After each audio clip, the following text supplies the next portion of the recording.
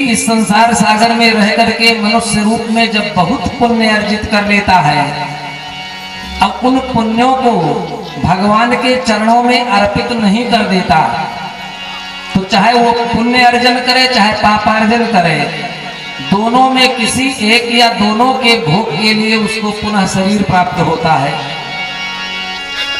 और महाराज जो भगवान के चरणों में अपने पुण्य को अर्पित कर देते हैं तो उनका दोबारा आना नहीं होता है। और व्यक्ति खूब पुण्य जब अर्जित कर लेता है तो भगवत स्वरूप होकर के वैकुंठ में निवास करता है।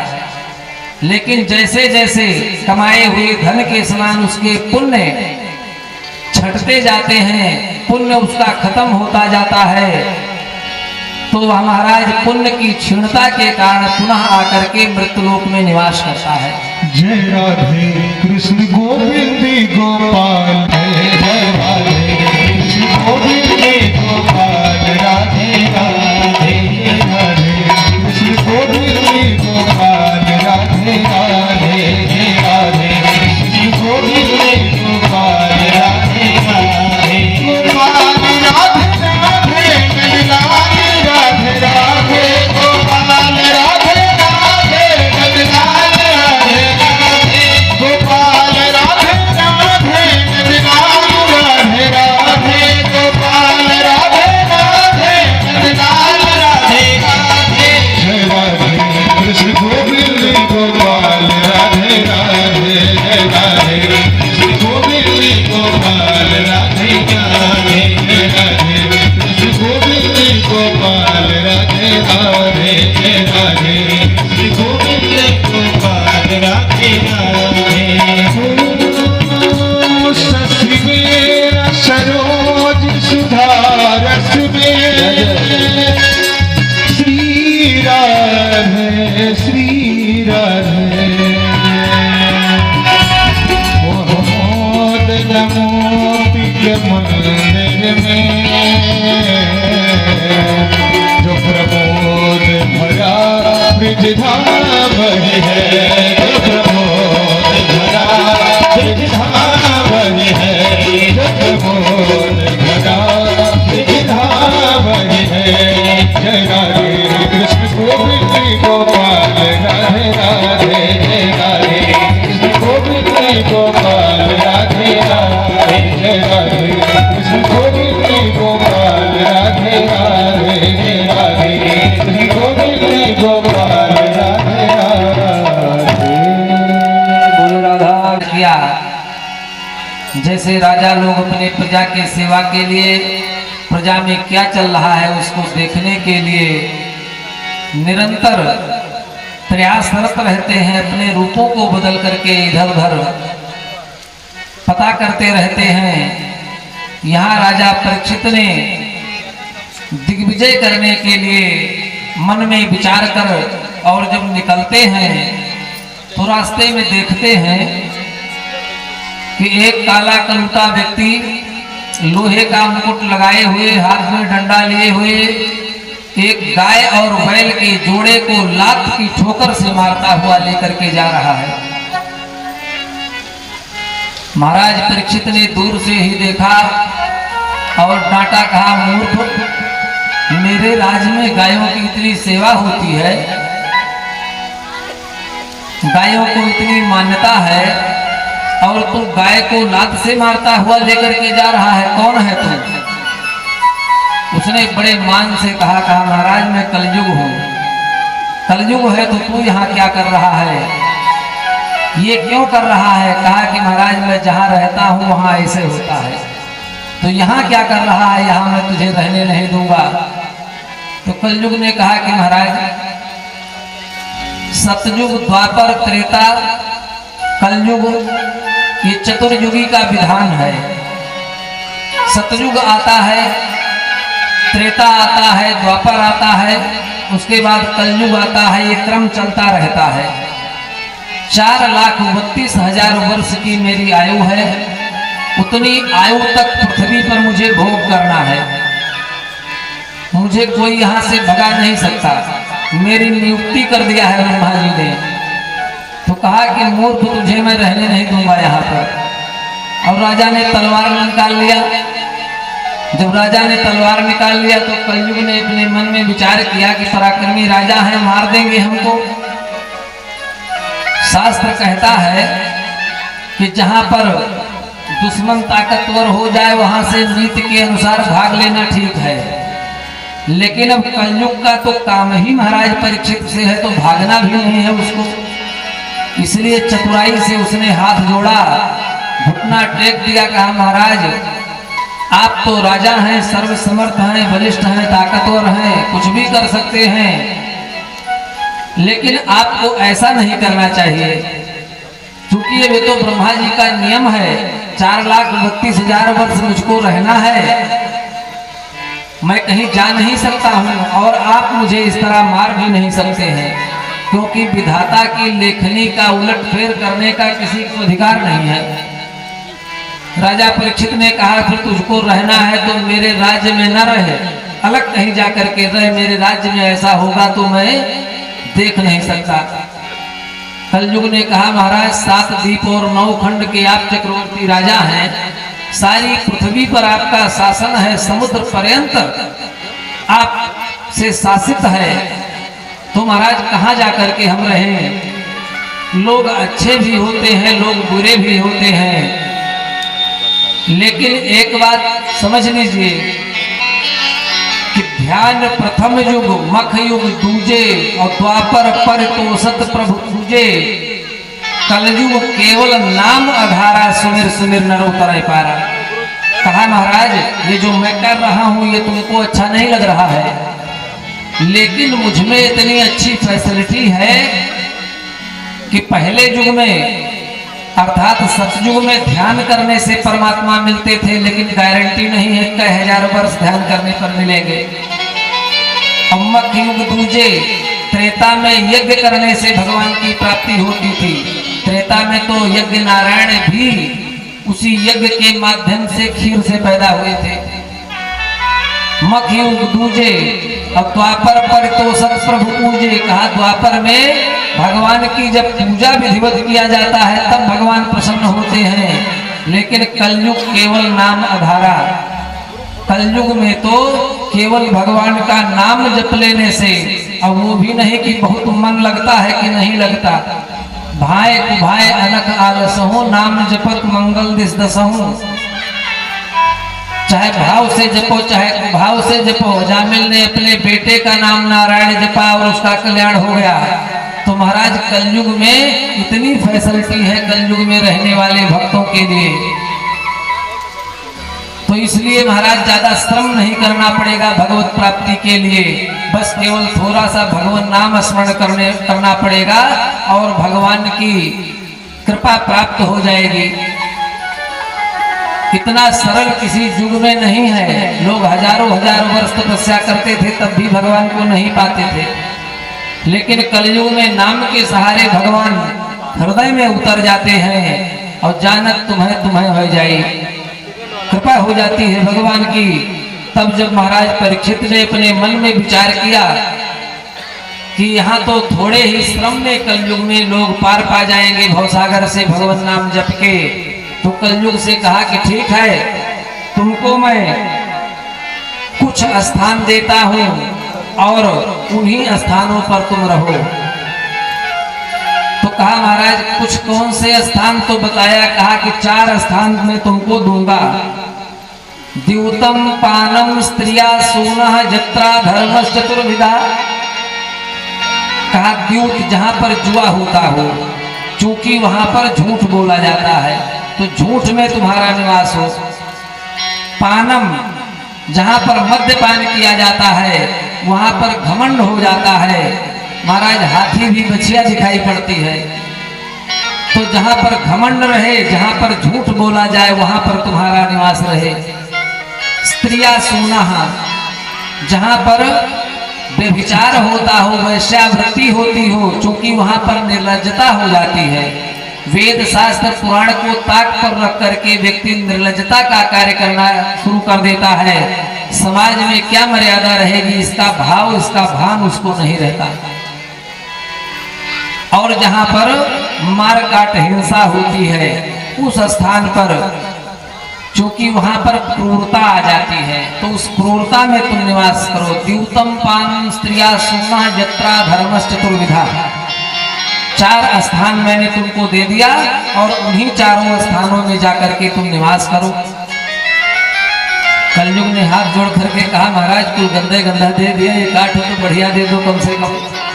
लोग बहुत गंदा कार्य करते हैं, लेकिन कुछ न कुछ तो दिखाने वाला करते हैं, तो सब तो गड़बड़े दे दिया। 1 8 तो आप तो नरेश हैं, आप तो राजा हैं, बखान करना शुरू कर दिया महाराज। तो राजा परीक्षित ने कहा कि ठीक है, तुम्हारा निवास 5वीं जगह सोने में हो जाए, सोने में जाकर के रहो। और जैसे कहा सोने में जाकर के रहो महाराज, तैसे खट से माया दूर हुई। कलयुग जाकर के महाराज परीक्षित के मुकुट पर बैठ गया। सौनकादिक मुनि प्रश्न करते हैं कि महाराज भगवान तो भागवत में कहते हैं धातु नाम कांचनम, धातुओं में मैं सोना हूं, तो जब सोने में भगवान का निवास है, सोना भगवत स्वरूप है, तो भगवान और कलयुग दोनों सोने में कैसे साथ रह सकते हैं? तो कहा कि महाराज चोरी बेईमानी ठगी का लाया गया जो सोना है, उसमें कलयुग का निवास होता है। तो कहा कि प्रभु बड़ी विचित्र बात आप बता रहे हैं। परीक्षित के पहले तो राजा युधिष्ठिर बहुत से यज्ञ किए थे और धर्म मूर्ति धर्मावतार थे, धार्मिक राजा थे, तो उन्होंने कौन सा ऐसा अधर्म किया था कि उस पारंपरिक मुकुट पर महाराज कलयुग आकर के बैठ गया? वो तो पारंपरिक मुकुट था, कौन सा वो ठगी चोरी बेईमानी का लाया हुआ था। तो भगवान सूत जी कहते हैं कि एक बार सभा में पांडव बैठे हुए थे, भीमसेन ने मन में विचार किया कि बहुत देर हो गई, जैसे 4 घंटे से आप लोग कथा में बैठे हुए हैं, पैर दर्द करने लगा होगा। तो इसी प्रकार से भीमसेन बहुत देर से बैठे रहे और उसके बाद उठ करके खड़े हुए, हाथ जोड़ करके भाई से निवेदन किया युधिष्ठिर महाराज से कि थोड़ी देर के लिए घूम करके आ जाए कहीं से, पैर दर्द करने लगा मेरा। तो महाराज युधिष्ठिर जी तो कुछ नहीं बोले, लेकिन कन्हैया उठ करके कहते हैं कि हाँ ठीक है चले जाओ, घूम करके आओ, जाओ। भीमसेन रथारूढ़ हुए, जंगल को गए। मगध देश का राजा जरासंध शिकार खेलने के लिए आया था, उसका मुकुट बड़ा सुंदर था। भीमसेन ने कहा अपना मुकुट मुझे दे दो। जरासंध ने कहा राजा सिर दे सकता है, लेकिन राजा मुकुट नहीं दे सकता। भीमसेन ने समय की बलवत्ता, जबकि आगे चल करके जब कथा मृत्यु की आएगी तो जरासंध से जीत नहीं पाएंगे जब तक भगवान छल नहीं करेंगे। लेकिन जरासंध को पकड़ के दबोच लिया और मुकुट हथिया लिया, मुकुट छीन लिया और जरासंध को धक्का देकर के भगा दिया। मुकुट लेकर के चले आए और जब मुकुट लेकर के चले आए, हरे अंतर्जामी सब जाना ही, कन्हैया को पता लगा तो बाहर कन्हैया भी निकल करके चले आए सभा से। और जब देखा भीमसेन को तो पूछा कहा ये कहां से मुकुट लेकर के आ रहे हो? तो भीमसेन ने सारी कथा कह सुनाई। भगवान कृष्ण ने कहा कि तुम्हारे भैया धर्मात्मा हैं, अगर उनको पता लग जाएगा कि अनाचार से छीन करके मुकुट तुम ले आए हो तो जरासंध की राजधानी मगध देश तुमको ले जा करके देना पड़ेगा। तो क्या करे कन्हैया, आप तो ले आए, तो कहा माल खाने में रख दो, अगर भगवान की कभी विशेष कृपा हुई और तुम राजा बने तो फिर सब पूरा कर लेना। तो कहा ठीक है महाराज, माल खाने में ले जा करके रख दिया। लेकिन जब युधिष्ठिर महाराज का महाप्रयाण हुआ, सारे भाई चले गए, तो महाराज जैसे माल खाने की जिम्मेदारी मिली, वैसे राजा परीक्षित ने अपने मन में सोचा कि चलो पहले माल खाने में देखा जाए कि माल कितना रखा हुआ है, उसी से तो प्रजा का पालन होगा, जितने ज्यादा धन होगा उतने नगर और क्षेत्र का विकास होगा। तो अपने मन में विचार करके जब देखने गए तो महाराज दिव्य मुकुट रखा हुआ था जरासंध का। पारंपरिक मुकुट को निकाल करके रख दिया और उस मुकुट को पहन लिया। कहा ये मुकुट अच्छा है, बहुत जचता है, और लेकर के चले आए। वही मुकुट महाराज धारण किए हुए थे और कलयुग खट से जाकर के बैठा उसी मुकुट पर। सारी माया समाप्त हो गई, वहां से चलते चलते श्रमित हो गए थे, शमीक मुनि के आश्रम पे पहुंचे। महात्मा ध्यान मुद्रा में बैठे हुए थे, आवाज मारी जलपान करना है, लेकिन महात्मा ध्यान में थे, नहीं बोले।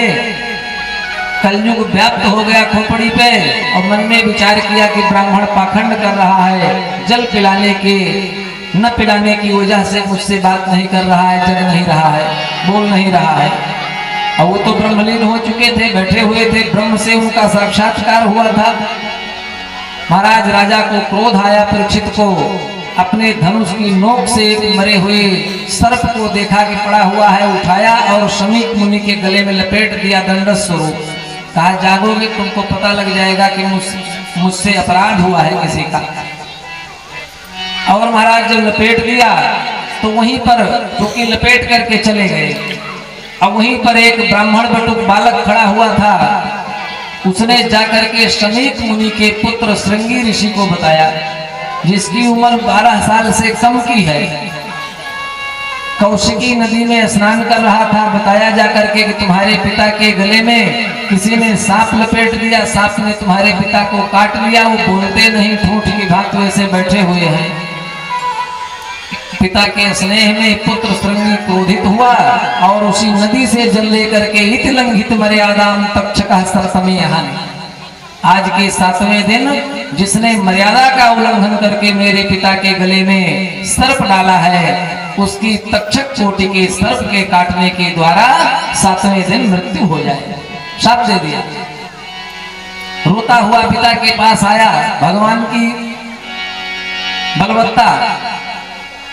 श्रृंगी सामने खड़े होकर के जब रोने लगे पिता के, तो पिता के नेत्र खुल गए, तंद्रा टूट गई। और जब देखा तो कहा क्यों रो रहे हो? तो बताया कि तुम्हारे गले में इशारा किया तो सांप देखा, निकाल करके उन्होंने फेंक दिया। संत हृदय नवनीत समाना। कुछ नहीं कहा, क्यों रो रहे हो? बताया कि किसी ने आकर के तुम्हारे गले में सांप लपेट दिया। ब्राह्मण बटुक को बताया, इसने मुझे बताया कि सांप ने तुमको काट लिया, तुम हिलडुल नहीं रहे हो। मुझे क्रोध आया, मैंने सांप दे दिया। क्या सांप दिया? तक्षका सर्पमे हन। कौन था? मुझे पता नहीं है। ब्राह्मण बटुक से पूछा गया तो बताया कि महाराज 4 घोड़े जुते हुए थे और ऐसा ऐसा स्वरूप था उनका।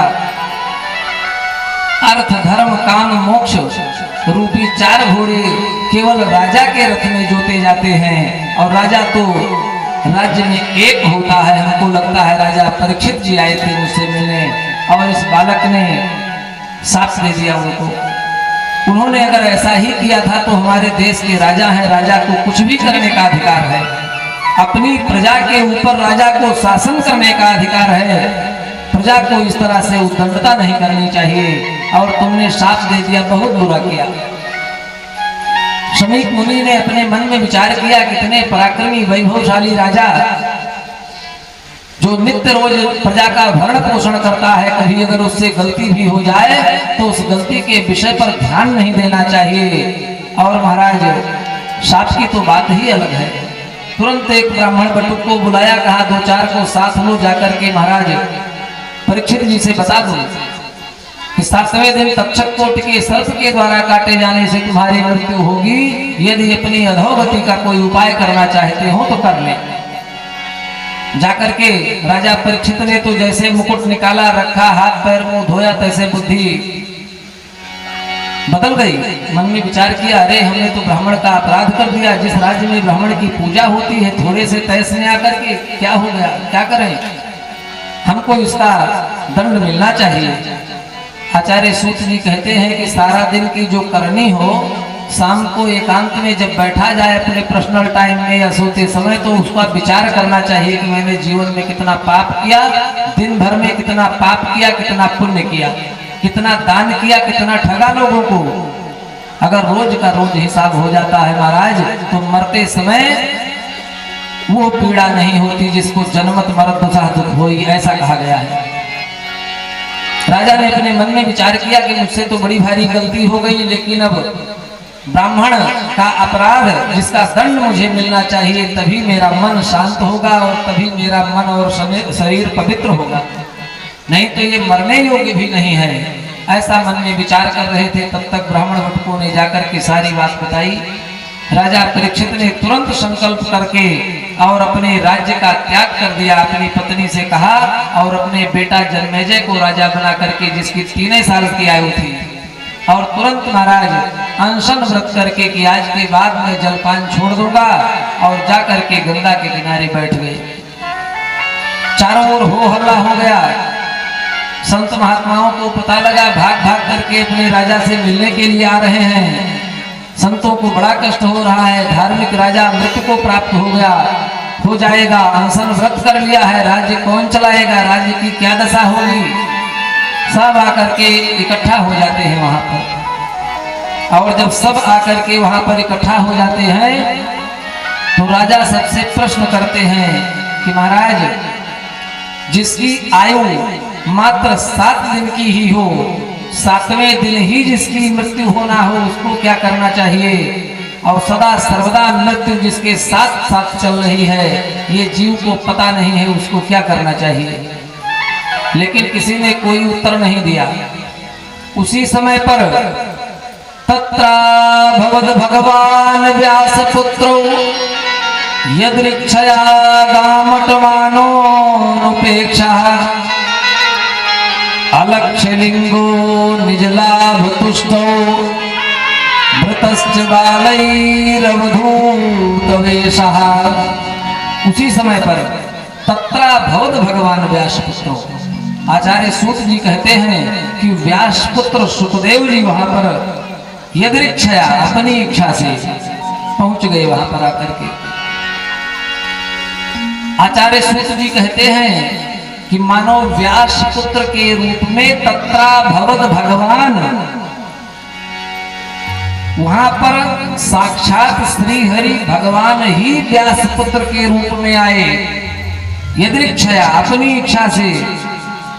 अलक्ष्यलिंगो निजलाभ तुष्टौ व्रतश्च बालैरवधूत वेशः, बाल अवधूत के वेश में मानो परीक्षित पर कृपा करने के लिए कि मैंने गर्भ में इनको दर्शन दिया था और मृत्यु के समय भी मैं इनके सामने रहूंगा, इनके पुण्य ऐसे हैं। और प्रेम पूर्वक आकर के सुखदेव जी जब सामने खड़े होते हैं तो महाराज सुखदेव जी की दशा तो ये है कि 16 वर्ष की उम्र है, नासिका कुछ तोता के चोंच की तरह उभरी हुई है, सुंदर वक्षस्थल है, सुंदर शरीर है।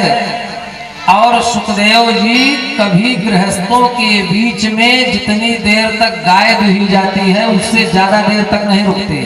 वो कहते हैं गृहस्थों के बीच में अगर रुक जाएंगे तो महाराज हालचाल होगी, खान पान होगा, और बैठा लेंगे तो मोह बढ़ जाएगा। तो ममता तो करना चाहिए लेकिन मोह नहीं करना चाहिए।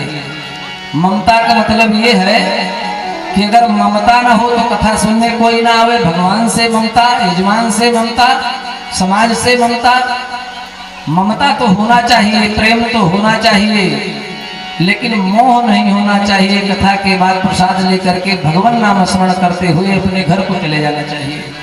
और जो घर को लौट न जाए तो उसको ममता कहते हैं, मोह कहते हैं उसको। ममता का मतलब होता है जितना जरूरत हो उतना प्रेम किया जाए। अब मोह तो केवल करने वाले भगवान ही है। अगर मोह किया जाए तो केवल भगवान से किया जाए कि हमेशा उन्हीं की चरण शरण में पड़े रहे, बाकी समय पर व्यवहारिकता होती रहे और समय पर सारे कार्य संपादित होते रहे। व्यास पुत्र भगवान सुखदेव जी वहां पर आए और प्रेम पूर्वक जैसे सभा में पहुंचते हैं तो हजारों लाखों संत बैठे हुए हैं। यहाँ तक कि उनके पिता वेद व्यास जी भी बैठे हुए हैं। लेकिन जैसे सुखदेव जी महाराज का आगमन होता है सारी सभा के संत उठ करके खड़े हो जाते हैं और उनका प्रणय अनुमोदन करते हैं प्रेम पूर्वक। राजा परीक्षित जी जान जाते हैं कि कोई विशेष व्यक्ति है। अब उनकी तो 16 वर्ष की अवस्था है, उनके पिताजी की 1000 वर्ष की अवस्था है श्री वेद व्यास जी महाराज की। और यहाँ तक कि वही नहीं, उनके दादा जो पाराशर जी महाराज हैं वो भी वहां पर बैठे हुए, उन्होंने भी उठ करके सुखदेव जी को प्रणाम किया। और सुखदेव जी सामने जब पहुंचते हैं तो राजा ने जाना कि कोई विशेष अवधूत है, और तुरंत जो है अपने वचनों से उनका सत्कार किया, उनका पूजन किया और सामने आसन दे करके बैठाया। और यही दो प्रश्न स्वामी सुखदेव जी से भी राजा ने किया। आचार्य सूत जी महाराज कहते हैं कि महाराज परीक्षित कोई विशेष नहीं है, ये सारा संसार परीक्षित है, क्योंकि इतवार से लेकर के शनिवार के 7 दिन में ही घूम फिर करके सबकी मृत्यु है।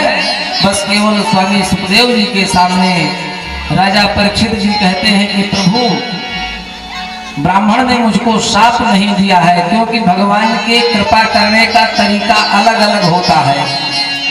भगवान कैसे भी कृपा करते हैं, उनका कोप भी उनका कृपा हो जाता है। जिसको मारा उसको तारा। हमको शाप नहीं दिया है श्रृंगी ने, हमको तो 7 दिन के लिए अमर कर दिया है। सारे संसार के लोगों का पता ही नहीं है कि वो कब तक जिएंगे, कब मर जाएंगे, लेकिन हमको शाप के माध्यम से भगवान ने 7 दिन के लिए अमर कर दिया है, जिसके फलस्वरूप आपका दर्शन हुआ और 7 दिन की भगवान की सुंदर गुणमयी कथा का श्रवण करने का अवसर हमको प्राप्त होगा। और महाराज हमारे जैसा बड़भागी कोई नहीं है, जब तक अनुष्ठान पूरा नहीं होगा 7 दिन के बीच में मौत मुझको छू भी नहीं सकती है। महाराज वो राजा परीक्षित मौत को चैलेंज देने वाला राजा हुआ है, आज तक कोई ऐसा राजा नहीं हुआ। परीक्षित जी महाराज ने कहा कि 7 दिन तक तो मौत मेरा कुछ बिगाड़ ही नहीं सकती, और जब भगवान की कथा साप्ताहिक पारायण पूरा हो जाएगा प्रेम पूर्वक, तब मेरी वास्तविक गति होगी। ऐसा राजा परीक्षित ने जब सोचा और सुखदेव जी के सामने श्रृंगी ऋषि की बात कही, तो सुखदेव जी ने कहा कि तुम कथा के अधिकारी हो। कही कथा अधिकारी पाई और कहा तुम भगवान की कथा के अधिकारी हो, और प्रेम पूर्वक कहा कि तुम चिंता मत करो। वहीं पर स्वामी सुखदेव जी 2 स्कंद से और 12 स्कंद तक अब स्वामी सुखदेव जी कल से कथा सुनाएंगे राजा परीक्षित को। इसी विषय पर वाणी को विराम देंगे, क्योंकि समय भी हो गया है। बोलिए कृष्णचंद्र भगवान की। सब लोग भगवान नाम स्मरण करें। गोविंद गोविंद गोपाल राधे कृष्ण गोविंद गोविंद गोपाल राधे कृष्ण गोविंद गोविंद गोपाल राधे कृष्ण गोविंद गोविंद राधे गोविंद गोविंद माधव गोविंद गोविंद राधे गोविंद गोविंद माधव गोविंद गोविंद राधे गोविंद गोविंद कान्हा गोविंद गोविंद राधे गोविंद गोविंद कान्हा गोविंद गोविंद राधे गोविंद गोविंद केशव गोविंद गोविंद राधे गोविंद गोविंद केशव गोविंद गोविंद गोपाल राधे कृष्ण गोविंद गोविंद गोपाल राधे कृष्ण गोविंद गोविंद राधे कृष्ण गोविंद गोविंद गोपाल राधे कृष्ण गोविंद गोविंद गोपाल राधे कृष्ण गोविंद गोविंद गोपाल राधे कृष्ण गोविंद गोविंद गोपाल राधे कृष्ण गोविंद गोविंद रस प्रेम भरी संध्यारति करो संध्यारति करो रस प्रेम भरी संध्यारति करो रस प्रेम भरी रस प्रेम भरी आनंद भरी रस प्रेम भरी आनंद भरी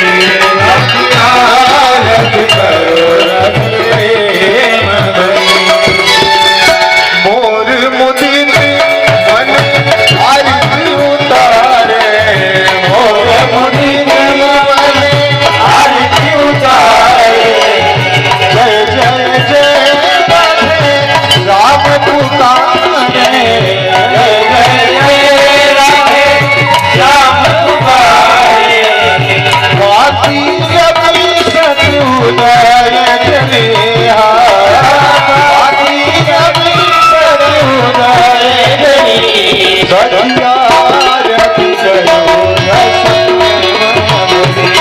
सखिया रति करो रस प्रेम भरी। सखिया रति करो रस प्रेम भरी। सखिया रति करो रस प्रेम भरी। बाजत ढोल मृदंग आदि रस बाजत ढोल मृदंग आदि रस आरती उतारे सुर नर मुनि सब आरती उतारे सुर नर मुनि सब और करता सुदत्त चंद्रमा वनस्य प्राणस्य मुखाद्यग्निरजायत दीपं दर्शयामि ओम ज्ञानिकानि च पापानि ज्ञाता ज्ञातकृतानि च तानि विनश्यन्तु प्रदक्षिण पदे पदे सूर्यादित्यादि देवताभ्यो नमः। दीपं दर्शयामि श्रीमद्भागवत महापुराणेभ्यो नमः। शीतले त्वं जगन्नाथा शीतले त्वं जगन्नाथ शीतले त्वं जगद्धात्री शीतलाय नमो बोले करुणावतारम संसार सारम करुणावतारम संसार सारम सदा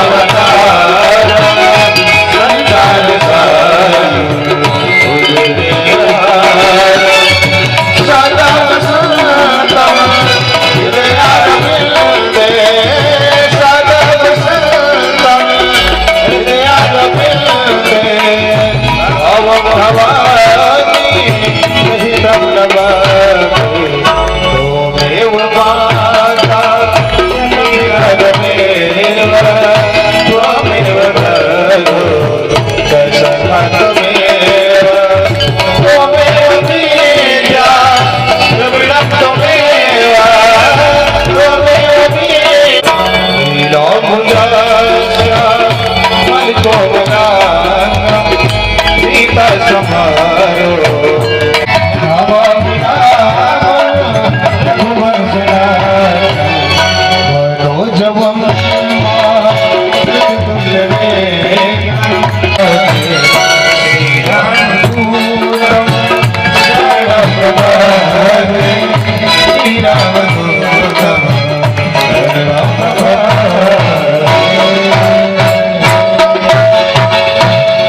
कृष्णचंद्र भगवान की उमा महेश भगवान ध्याधाम की कनक बिहारणी बिहारी जी सरकार की नागेश्वरनाथ भगवान की जी महाराज की महाकाली माता की महादेव भगवान की हनुमान जी महाराज की श्रीमद् भागवत महापुराण की नमः पार्वती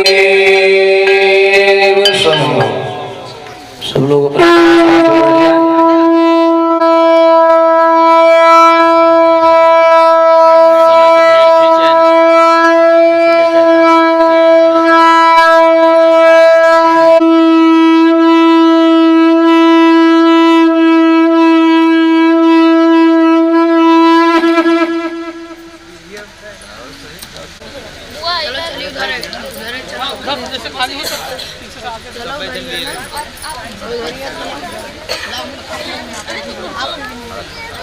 चाहिए बेटा, बैठोगे यहाँ बैठोगे, जो बैठेगा उसी को मिलेगा। वो देखो वो अपना पानी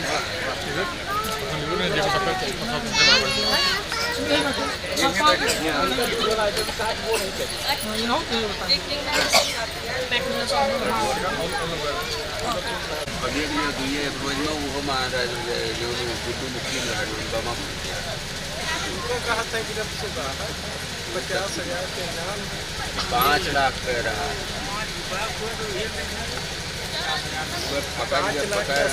5 लाख के उनका जीने जमींदारी 10 लाख। अरे यार प्रशासन अपने पाई गया तो अच्छे अच्छे के ऐसी मिट्टी मिला मिट्टी मिलावा